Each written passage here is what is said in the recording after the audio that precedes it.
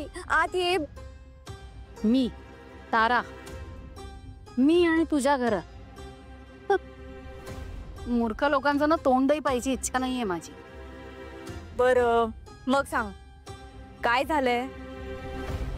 उद्या तुझ्या गाण्याचं रेकॉर्डिंग ठेवलंय, तेव्हा मला तू आणि सावली तिथं वेळेत हजर पाहिजे. सावलीला कसं आणायचं, कसं मॅनेज करायचं ते तुझं तू बघ. मला वेळेवर तुम्ही तिथं हवे, मी ॲड्रेस पाठवते, एवढंच सांगायचं होतं. येते. आय एम सॉरी मम्मा, पण मी नाही येणार. मी माझा सगळा भूतकाळ विसरून पुढे जायचं ठरवलं आता. म्हणजे आतापर्यंत जे झालं ते झालं. यापुढे मी गाणं गाणार नाही. काय गाणं गाणार नाहीयेस तू? नको गाऊस. 50 लाख रुपये तयार आहेत ना तुझ्याकडे?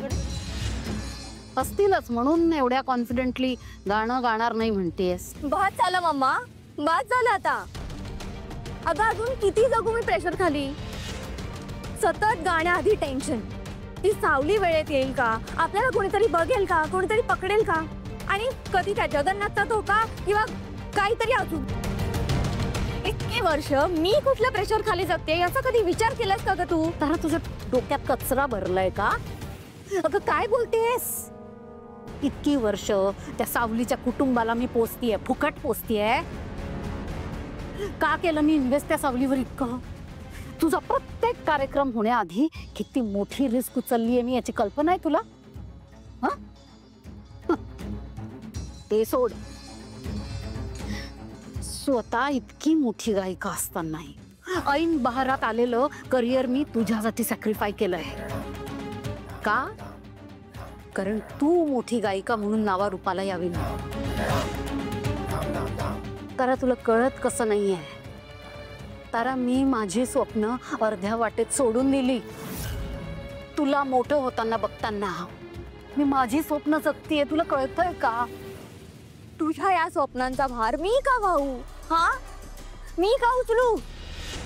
आणि अजून किती जगू ग या प्रेशर खाली? तुझी स्वप्न, तुझं जग, तुझं आयुष्य, तुझी प्रतिष्ठा. माझं काय?